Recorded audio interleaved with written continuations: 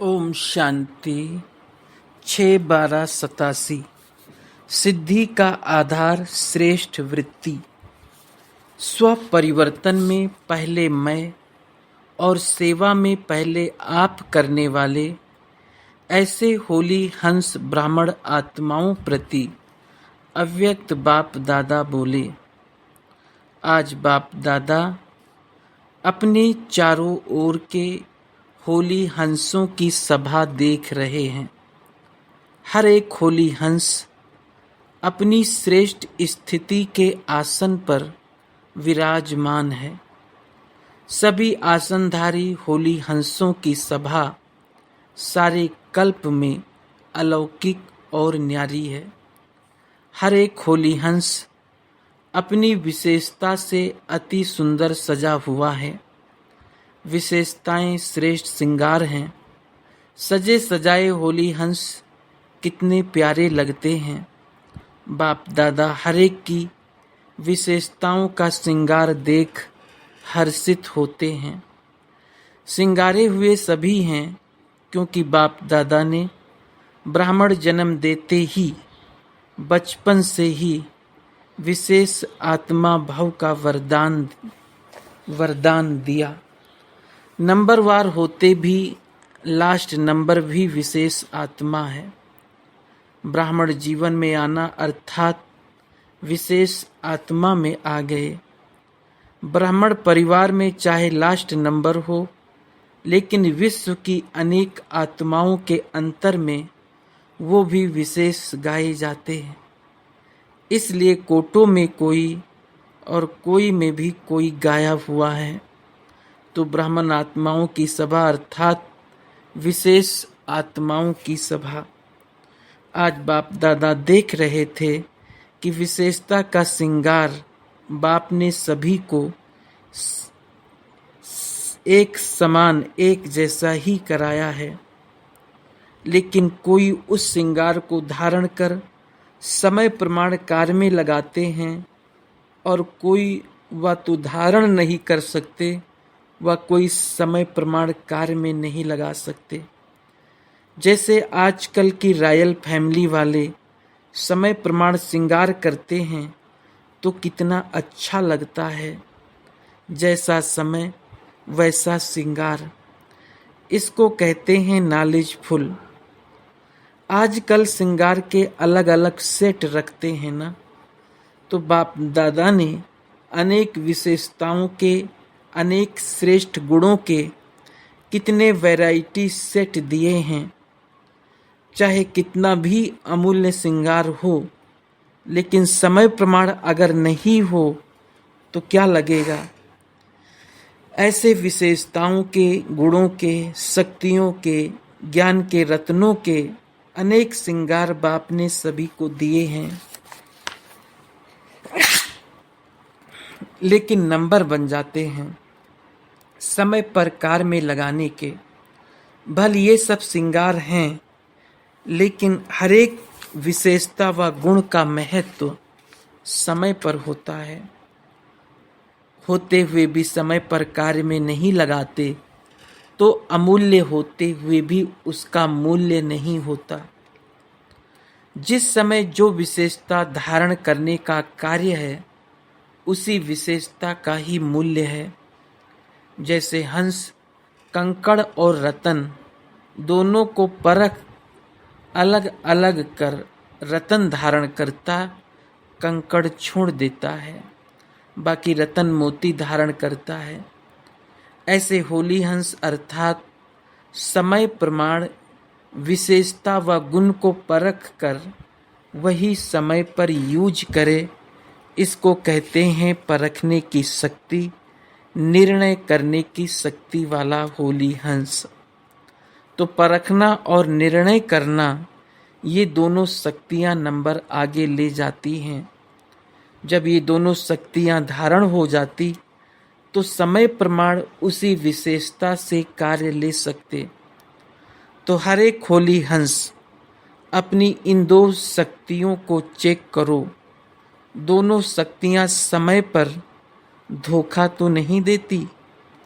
समय बीत जाने के बाद अगर परख भी लिया, निर्णय भी कर लिया, लेकिन समय तो बीत गया ना। जो नंबर 1 होली हंस हैं, उन्हों की ये दोनों शक्तियां सदा समय प्रमाण कार्य करती हैं। अगर समय के बाद ये शक्तियां कार्य करती तो सेकंड नंबर में आ जाते, थर्ड नंबर की तो बात ही छोड़ो।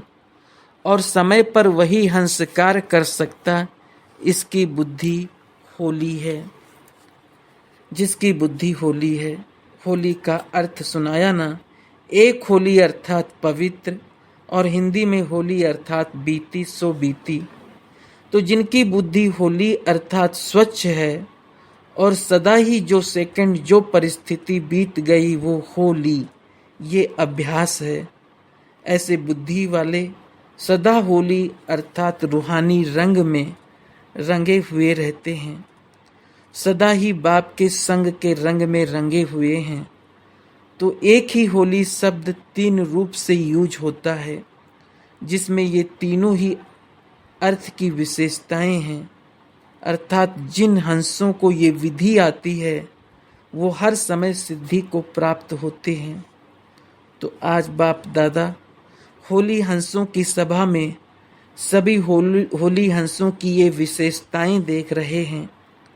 चाहे स्थूल कार्य अथवा रूहानी कार्य हो, लेकिन दोनों में सफलता का आधार परखने और निर्णय करने की शक्ति है। किसी के भी संपर्क में आते हो, जब तक उसके भाव और भावना को परख नहीं सकते और परखने के बाद यथार्थ निर्णय नहीं कर पाते, तो दोनों कार्य में सफलता नहीं प्राप्त होती, चाहे व्यक्ति हो व परिस्थिति हो। क्योंकि व्यक्तियों के संबंध में भी आना पड़ता है और परिस्थितियों को भी पार करना पड़ता है। जीवन में ये दोनों ही बातें आती है। तो नंबर 1 होली हंस अर्थात दोनों विशेषताओं में संपन्न। ये हुआ आज की इस सभा का समाचार। ये सभा अर्थात सिर्फ सामने बैठे हुए नहीं, बाप दादा के सामने तो आपके साथ साथ चारों ओर के बच्चे भी इमर्ज होते हैं। बेहद के परिवार के बीच बाप दादा मिलन मनाते व रूरिहान करते हैं। सभी ब्राह्मण आत्माएं अपनी याद की शक्ति से स्वयं भी मधुबन में हाजिर होती हैं, और बाप दादा ये भी विशेष बात देख रहे हैं कि हर एक बच्चे के विधि की लाइन और सिद्धि की लाइन, ये दोनों रेखाएं कितना स्पष्ट हैं। आदि से अब तक विधि कैसी रही और विधि के फलस्वरूप सिद्धि कितनी प्राप्त की, दोनों रेखाएं कितनी स्पष्ट हैं और कितनी लंबी, अर्थात विधि और सिद्धि का खाता कितना यथार्थ रूप से जमा है। विधि का आधार है श्रेष्ठ वृत्ति। अगर श्रेष्ठ वृत्ति है तो यथार्थ विधि भी है, और यथार्थ विधि है तो सिद्धि श्रेष्ठ है ही। तो विधि और सिद्धि का बीज वृत्ति है। श्रेष्ठ वृत्ति सदा भाई भाई की आत्मिक वृत्ति हो, ये तो मुख्य बात है ही, लेकिन साथ साथ संपर्क में आते हर आत्मा के प्रति कल्याण की, स्नेह की, सहयोग की, निस्वार्थपन की निर्विकल्प वृत्ति हो, निर्व्यर्थ संकल्प वृत्ति हो। कई बार किसी भी आत्मा के प्रति व्यर्थ संकल्प व विकल्प की वृत्ति होती है, तो जैसी वृत्ति वैसी दृष्टि, और वैसे ही उस आत्मा के कर्तव्य कर्म की सृष्टि दिखाई देगी। कभी कभी बच्चों का सुनते भी हैं और देखते भी हैं, वृत्ति के कारण वर्णन भी करते हैं। चाहे वो कितना भी अच्छा कार्य करे, लेकिन वृत्ति व्यर्थ होने के कारण सदा ही उस आत्मा के प्रति वाणी भी ऐसे ही निकलती कि ये तो है ही ऐसा, होता ही ऐसा है। तो ये वृत्ति उनके कर्म रूपी सृष्टि वैसे ही अनुभव कराती है। जैसे आप लोग इस दुनिया में आँखों की नज़र के चश्मे का दृष्टांत देते हैं, जिस रंग का चश्मा पहनेंगे वही दिखाई देगा। ऐसे ये जैसी वृत्ति होती है तो वृत्ति दृष्टि को बदलती है, दृष्टि सृष्टि को बदलती है। अगर वृत्ति का बीज सदा ही श्रेष्ठ है तो विधि और सिद्धि सफलता पूर्वक है ही। तो पहले वृत्ति के फाउंडेशन को चेक करो, उसको श्रेष्ठ वृत्ति कहा जाता है। अगर किसी संबंध संपर्क में श्रेष्ठ वृत्ति के बजाय मिक्स है तो भल कितनी भी विधि अपनाओ लेकिन सिद्धि नहीं होगी, क्योंकि बीज है वृत्ति और वृक्ष है विधि और फल है सिद्धि। अगर बीज कमजोर है तो फल चाहे कितना भी विस्तार वाला हो लेकिन सिद्धि रूपी फल नहीं होगा। इसी वृत्ति और विधि के ऊपर बाप दादा बच्चों के प्रति एक विशेष रुझान कर रहे थे। स्व उन्नति के प्रति व सेवा की सफलता के प्रति एक रमणीक स्लोगन रुझान में बता रहे थे। आप ये स्लोगन एक दो में कहते भी हो, हर कार में पहले आप। ये स्लोगन याद है ना? एक है पहले आप, दूसरा है पहले मैं। दोनों स्लोगन पहले आप और पहले मैं दोनों आवश्यक है, लेकिन बाप दादा रुझान करते मुस्कुरा रहे थे कि जहाँ पहले मैं होना चाहिए वहाँ पहले आप कर देते हैं, और जहाँ पहले आप करना चाहिए वहाँ पहले मैं कर लेते हैं, बदली कर देते हैं। जब कोई स्व परिवर्तन की बात आती है तो कहते हो पहले आप, ये बदले तो मैं बदलूं, तो पहले आप हुआ ना। और जब कोई सेवा का या कोई परिस्थिति को सामना करने का चांस बनता है तो कोशिश करते हैं पहले मैं भी तो कुछ हूँ, मुझे भी तो कुछ मिलना चाहिए। तो जहाँ पहले आप कहना चाहिए वहाँ मैं कह देते। सदा स्वमान में स्थित हो, दूसरे को स्वमान देना अर्थात पहले आप करना। सिर्फ मुख से कहो पहले आप और कर्म में अंतर हो, ये नहीं। स्वमान में स्थित हो, स्वमान देना है। स्वमान देना व स्वमान में स्थित होना, उसकी निशानी क्या होगी? उसमें दो बातें सदा चेक करो। एक होती है अभिमान की वृत्ति, दूसरी है अपमान की वृत्ति। जो स्वमान में स्थित होता है और दूसरे को स्वमान देने वाला दाता होता है, उसमें ये दोनों वृत्ति नहीं होगी, ना अभिमान की ना अपमान की। ये तो करता ही ऐसा है, ये होता ही ऐसा है, तो ये भी रायल रूप का उस आत्मा का अपमान है। स्वमान में स्थित होकर स्वमान देना, इसको कहते हैं पहले आप करना। समझा? और जो भी स्व उन्नति की बात हो उसमें सदा पहले मैं का स्लोगन याद हो तो क्या रिजल्ट होगी? पहले मैं अर्थात जो ओटे सो अर्जुन।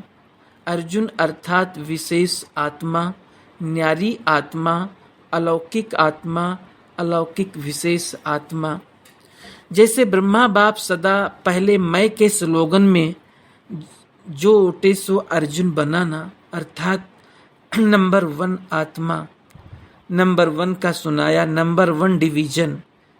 वैसे नंबर 1 तो एक ही होगा ना, तो स्लोगन है दोनों जरूरी, लेकिन सुनाया ना नंबर किस आधार पर बनते?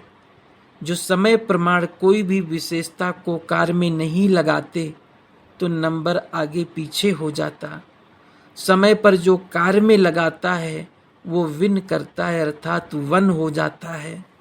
तो ये चेक करो, क्योंकि इस वर्ष स्वच्छ की चेकिंग की बातें सुना रहे हैं, भिन्न भिन्न बातें सुनाई है ना, तो आज इन बातों को चेक करना। आपके बजाय मैं के बजाय आप तो नहीं कह देते। इसको कहते हैं यथार्थ विधि। जहाँ यथार्थ विधि है वहाँ सिद्धि है ही। और इस वृत्ति की विधि सुनाई, 2 बातों की चेकिंग करना, ना अभिमान की वृत्ति हो ना अपमान की।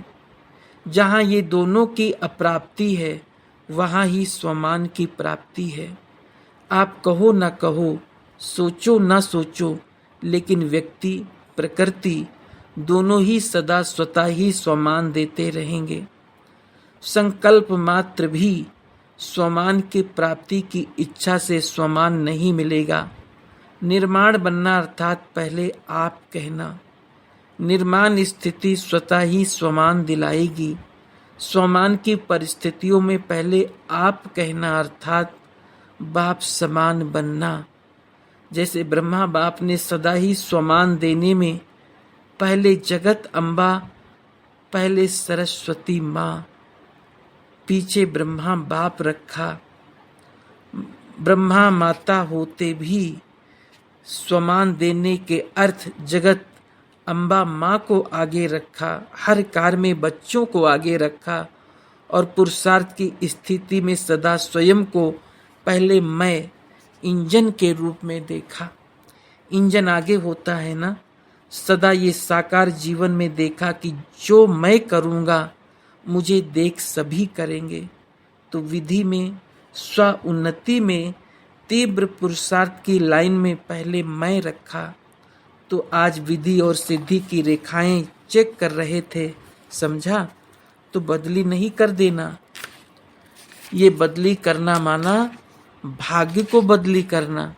सदा होली हंस बन, निर्णय शक्ति परखने की शक्ति को समय पर कार्य में लगाने वाले विशाल बुद्धि बनो और सदा वृत्ति रूपी बीज को श्रेष्ठ बनाए। विधि और सिद्धि सदा श्रेष्ठ अनुभव करते चलो। पहले भी सुनाया था कि बाप दादा का बच्चों से स्नेह है और स्नेह की निशानी क्या होती है। स्नेह वाला स्नेही की कमी को देख नहीं सकता, सदा स्वयं को और स्नेही आत्मा को संपन्न समान देखना चाहता है, समझा? तो बार बार अटेंशन खिंचवाते, चेकिंग कराते, यही संपन्न बनाने का सच्चा स्नेह है। अच्छा, अभी सब तरफ से पुराने बच्चे मेजॉरिटी में हैं। पुराना किसको कहते हैं अर्थ जानते हो ना? बाप दादा पुरानों को कहते हैं सब बातों में पक्के। पुराने अर्थात पक्के। अनुभव भी पक्का बनाता, ऐसा कच्चा नहीं जो जरा सी माया बिल्ली आवे और घबरा जावे। सभी पुराने पक्के आए हैं ना। मिलने का चांस लेने के लिए सभी पहले मैं किया तो कोई हर्जा नहीं, लेकिन हर कार्य में कायदा और फायदा तो है ही। ऐसे भी नहीं पहले मैं तो इसका मतलब 1000 आ जाएं। साकार सृष्टि में कायदा भी है, फायदा भी है। अव्यक्त वतन में कायदे की बात नहीं, कायदा बनाना नहीं पड़ता। अव्यक्त मिलन के लिए मेहनत लगती है, साकार मिलन सहज लगता है, इसलिए भाग आते हो। लेकिन समय प्रमाण जितना कायदा उतना फायदा होता है। बाप दादा थोड़ा भी इशारा देते हैं तो समझते हैं अब पता नहीं क्या होने वाला है। अगर कुछ होना भी होगा तो बताकर नहीं होगा। साकार बाप अव्यक्त हुए तो बताकर गए क्या? जो अचानक होता है वो अलौकिक प्यारा होता है। इसलिए बाप दादा कहते हैं सदा एवर रेडी रहो, जो होगा वो अच्छे ते अच्छा होगा, समझा? अच्छा, सर्व होली हंसों को, सर्व विशाल बुद्धि, श्रेष्ठ स्वच्छ बुद्धि धारण करने वाले बुद्धिवान बच्चों को, सर्व शक्तियों को, सर्व विशेषताओं को समय प्रमाण कार्य में लाने वाले ज्ञानी तु आत्माएं, योगी तु आत्माएं बच्चों को, सदा बाप समान संपन्न बनने के उमंग उत्साह में रहने वाले संपन्न बच्चों को बाप दादा का याद प्यार और नमस्ते।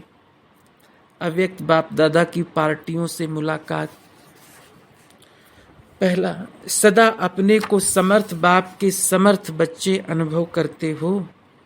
कभी समर्थ कभी कमजोर ऐसे तो नहीं। समर्थ अर्थात सदा विजयी।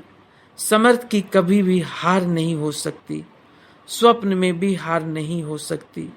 स्वप्न, संकल्प और कर्म में सब में सदा विजयी, इसको कहते हैं समर्थ। ऐसे समर्थ हो, क्योंकि जो अब के विजयी हैं बहुकाल से वही विजय माला में गायन पूजन योग्य बनते हैं। अगर बहुत काल के विजयी नहीं, समर्थ नहीं, तो बहुत काल के गायन पूजन योग्य नहीं बनते। और जो सदा और बहुत काल के विजयी हैं, वो बहुत समय विजय माला में गायन पूजन में आते, और जो कभी कभी के विजयी हैं, वो कभी कभी की अर्थात 16,000 की माला में आएंगे। तो बहुत काल का हिसाब है और सदा का हिसाब है।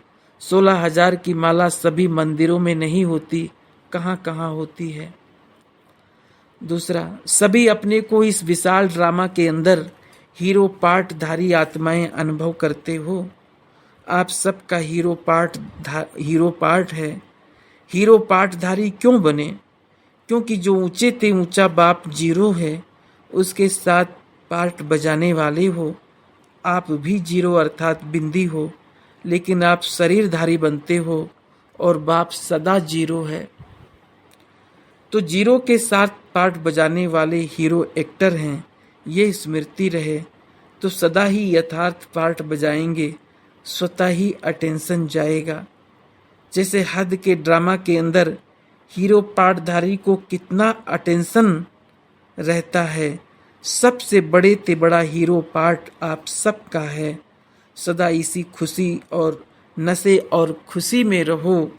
वाह मेरा हीरो पार्ट, जो सारे विश्व की आत्माएं बार बार हेर हेर करती हैं। ये द्वापर से जो कीर्तन करते हैं, ये आपके इस समय के हीरो पार्ट का ही यादगार है। कितना अच्छा यादगार बना हुआ है। आप स्वयं हीरो बने हो, तब आपके पीछे अब तक भी आपका गायन चलता रहता है। अंतिम जन्म में भी अपना गायन सुन रहे हो ना। गोपी वल्लभ का भी गायन है तो ग्वाल बाप का भी गायन है, गोपिकाओं का भी गायन है। बाप का शिव के रूप में गायन है तो बच्चों का शक्तियों के रूप में गायन है। तो सदा हीरो पार्ट बजाने वाली श्रेष्ठ आत्माएं हैं। इस स्मृति में खुशी में आगे बढ़ते चलो। कुमारों से सहज योगी कुमार होना, निरंतर योगी कुमार, कर्म योगी कुमार। क्योंकि कुमार जितना अपने को आगे बढ़ाना चाहें उतना बढ़ा सकते हैं। क्यों? निर्बंधन है, बोझ नहीं है और जिम्मेवारी नहीं है, इसलिए हल्के हैं। हल्के होने के कारण जितना ऊंचा जाना चाहें जा सकते हैं। निरंतर योगी, सहज योगी, ये है ऊंची स्थिति, ये है ऊंचा जाना। ऐसे ऊंची स्थिति वाले को कहते हैं विजयी कुमार। विजयी हो या कभी हार कभी जीत, ये खेल तो नहीं खेलते।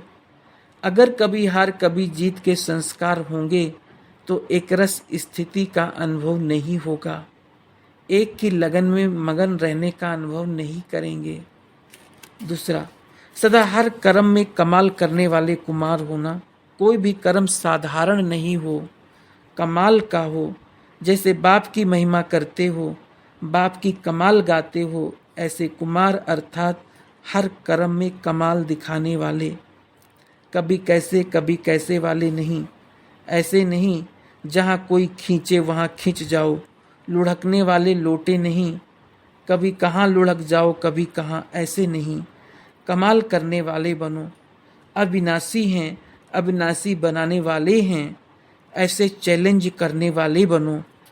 ऐसी कमाल करके दिखाओ जो हर एक कुमार चलता फिरता फरिश्ता हो, दूर से ही फरिश्तेपन की झलक अनुभव हो। वाणी से सेवा के प्रोग्राम तो बहुत बना लिए, वो तो करेंगे ही, लेकिन आजकल प्रत्यक्ष प्रूफ चाहते हैं। प्रत्यक्ष प्रमाण सबसे श्रेष्ठ प्रमाण है। प्रत्यक्ष प्रमाण इतने हो जाएं तो सहज सेवा हो जाएगी। फरिश्तेपन की सेवा करो तो मेहनत कम, सफलता ज़्यादा होगी। सिर्फ वाणी से सेवा नहीं करो, लेकिन मन, वाणी और कर्म तीनों से साथ साथ सेवा हो, इसको कहते हैं कमाल। अच्छा, विदाई के समय चारों ओर के तीव्र पुरुषार्थी, सदा सेवाधारी, सदा डबल लाइट बन औरों को भी डबल लाइट बनाने वाले, सफलता को अधिकार के रूप से प्राप्त करने वाले, सदा बाप समान आगे बढ़ने वाले, औरों को भी आगे बढ़ाने वाले, ऐसे सदा उमंग उत्साह में रहने वाले श्रेष्ठ आत्माओं को, स्नेही बच्चों को बाप दादा का बहुत बहुत सिक व प्रेम से याद, प्यार और गुड मॉर्निंग। ओम शांति।